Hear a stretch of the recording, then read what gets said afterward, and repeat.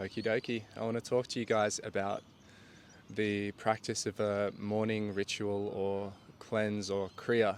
And there's a lot of shit around morning rituals, like especially in the entrepreneurial world or in the go-getter world of like, oh, I spend this much on these supplements and I wake up at this hour and I do this, that, and the other. And then I do that to compress time. And it's like, that's all good. But that stuff doesn't have to remove the value of a morning ritual as well. We can like overcorrect in resistance to the things which have been taken too far, or we can just not react when people do things their own way and still accept that there is a value in starting the day through some process of cleansing and clarifying and being present with yourself before adding inputs and adding social media noise and running out to go take care of other people. Like, put your own oxygen mask on first. Take a few deep breaths. Calibrate your body towards health, harmony, vitality, so that everything else that you're working on can be a reflection of that, rather than a reflection of your own sense of convoluted, confused brokenness. And so a Kriya is kind of like it's like a practice, it's a cleanse, it's a sequence of things you do to help take care of your being. And that's kind of the way I like to see morning routines or morning rituals. So the difference between a morning ritual or a Kriya versus like a habit is that the ritual is about, yes, repeated elements. Like, for example, for me, I wake up, I dry brush my body in the direction of my heart from my wrists and my feet. Just every part of my skin, I'm kind of sensitizing my fascia. I'm just sensing my body. It irritates my skin a bit too. It kind of wakes me up, helps the lymph flow. Then I get in the shower, have a big thing of water, come down here, move, do some stances, walk the dog, write, and then I'm into the rest of my day. But what that's doing for me is it's helping me unwind and drop away and flow through and process and clear out any residue from the habits and inputs and patterns that I no longer need to carry into this day. So it is a habit in the sense that it's repetitive. It's a practice in the sense that I show up and I have particular things that I'm doing or cultivating. But really what I'm cultivating is actually a clarity, as opposed to trying to add more. I'm kind of doing things to help me remove the fluff. And so that's why I think of it as a ritual more than just an automatic thing that I do without my soul, So for you, this could be different. There may be things which help you to drop into what feels like the essential you without all that other stuff. But I do suggest that it's physical. I suggest that before you try to interact with the layer of the mind and emotions and relationships with other people and creative pursuits, that you start with the more like earthy, the more grounded. So what we're looking for is a type of physical stimulation for all of the senses. So you have touch, like dry brushing is an example. Doesn't have to be dry brushing, but that's mine. I have, for the eyes, I'm watching the sunrise, or I'm just watching the water, or there's a escape. I'm watching something. I'm listening, I'm smelling, or I'm breathing through my nose, and that's kind of part of the smelling, as drawing in. All of these things have a really beautiful grounding effect. I'm tasting, even if that's just some water or like a mushroom tonic. Like I really love Super Feast. I also drink some Social Alchemy cacao. It's really beautiful. But I'm engaging my senses. That's the first thing, and that's the ground. That's kind of like the physical structure where life starts, to be grounded, to notice that. And from there, because I'm engaged with senses and sensation, then I can notice more quickly what's moving within me emotionally. The emotions are the gateway or the layer between the mental and the bodily. The emotions are where things that are happening that matter in the material are interpreted Like the emotion is kind of the interpretation of a thought. We have a thought and we have an event, and in between the emotion gives it that that flavor. And so I can pick up on those flavors more if I'm also present with my body, and I can also not be so judgmental of any emotions that I'm feeling early in the day or carried over from yesterday, if I can feel them as physical things as well as, ethereal, strange feelings. And then the thoughts which come with those emotions, which arise with the physical sensations, and that whole ecosystem, that whole loop of thinking, feeling, emoting, it starts to become evident when there are patterns, and I can just be like, oh, okay, that's a pattern. And that's it. That's a pattern. On with my day I go. I don't have this sense that the thoughts and the feelings and the beliefs and the patterns are all I have, because I've grounded in something which is silent and which is sensory. And the funny thing is that, a lot of people try to transcend their body. A lot of people are practicing so that they can experience some kind of stillness or some kind of emptiness. But they're misguidedly seeking that through thinking.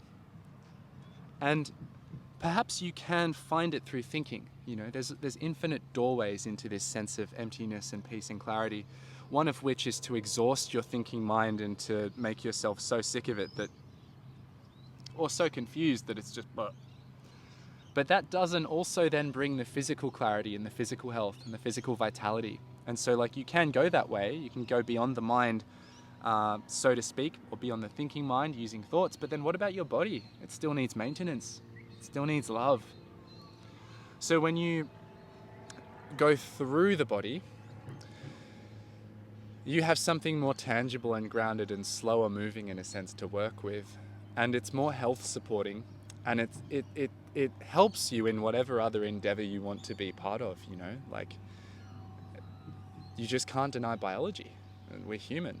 And so going through the body, taking care of the body, cleansing the body in the morning through a series of rituals like hydration, stimulating the skin, getting the lymph flowing through gentle touch or gentle movement, getting the blood flowing, getting the breath flowing, getting outside. That is just the most solid way to start. And the next part of this is realizing too that these rituals aren't just for you. They're not just selfish things that take up a ton of time and where you withdraw from the world. They are ways that you support yourself so that you can drop the walls that you have with other people emotionally and in your relationships. When I'm absolutely scarce and I've just got so little to give and I haven't been taking care of myself, and I also have relationships which deeply I actually want to maintain, even those most beautiful relationships can start to really test me in the sense that I can resent them. But what they're really doing is they're just reflecting back to me the resentment I have for myself because I haven't looked after myself. And so when you have a ritual, a kriya, a cleansing practice, a physical practice based around vitality and presence, then what that gives you is the ability to require less from others, to require other people to change less. And when other people don't have to change in order for you to be at peace, that means you don't need to interfere with the strange things that might happen, that they might do, that they might say. In fact, the more you practice, the less likely you are to even care, to even see them as flaws. You just see that there's a human being just like you, with a heart just like you, who's been through things just like you, and they're going through something right now just like you. But because you're supported in yourself, you can simply offer that comforting, grounding presence, and you can bring them back down into their body and into their senses and into the real and out of the mental thought trappings and loops and the emotional turmoil that they may be stuck in. And you do that not by solving it on that level, but by simply doing for them what you do for yourself, which is being present in your body. And you don't have to be present in their body. You don't have to physically touch them. Sometimes you can. A hug is great. It's amazing what a hug fixes. It's so crazy that we have all this complex therapy and we have all this science. You could just hug someone sometimes. But you won't if you're afraid of them. And you'll be afraid of them if you're not fulfilled in yourself and comfortable in your own body, and you have your own boundaries and your own house is in order, because you won't want to get too close to someone else in case they see that something's off about you. This is the way the mind works, the thinking mind. Really, we're all one mind. So, grounding in your body when someone else is going through something is all you need to do. Continuing the ritual of taking care of yourself when someone else is going through something is all you need to do. You don't have to interfere, you don't have to change the way they're behaving. Simply being a stable presence will be enough to naturally help them remember what is stable within themselves. So, another benefit of rituals is that it's a stability. It's a stability which helps you to welcome the reality of change and physically acknowledge that your flesh and your body is part of the wider flesh and wider body of the movement of the world. And you can be more in touch with that movement, literally in touch, in the senses, in tangible interaction with all of the things that are happening around you, rather than missing out on them because you've still got those tinted glasses of yesterday. If you're wearing the tinted glasses of yesterday, then you're going to be treating everything that's new and that's coming to life and that's emerging right now, all the beautiful sproutlings of vitality, you're going to be treating them as if they are yesterday's problems, when actually they are the gifts of the present. And so that is the fundamental purpose of a kriya, a cleanse, a ritual, a series of practices you go through to engage, stimulate, and witness each part of your feeling being. So remember, each of the senses, sight, see something. Watch something and merge with what you're watching. Listen to something. That's the second one. Hear, to merge with what you're hearing, to just be in the hearing. Touch. Feeling the touch. Merging with sensation. Merge with the world before you get on with the world and try to change things about it. If you don't know what it is because you haven't touched it, you haven't felt yourself, you haven't merged, why are you trying to change it? What if it's already okay and you're just having an off day? Smell. Breath. Draw the breath down into your body. Merge with the breath. Let the breath breathe you. Not you, not air, just breath. Taste. Drink something, eat something, just enough to stimulate the taste, just enough to bring the awareness into connection with what you're consuming. I don't know if I've missed any senses. You know what the senses are anyway. That's enough for today. I hope this has helped you.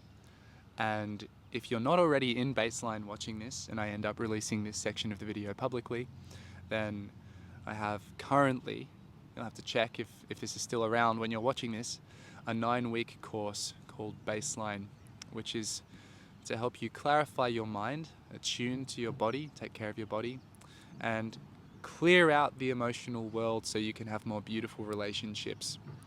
And this is to cultivate your character and your being and your humanness and everything beyond that, so that you can create, lead, connect, and contribute at your fullest potential without giving yourself up in the process. So if you're interested in that, maybe you can comment below. Maybe I'll put a link in the description. Much love.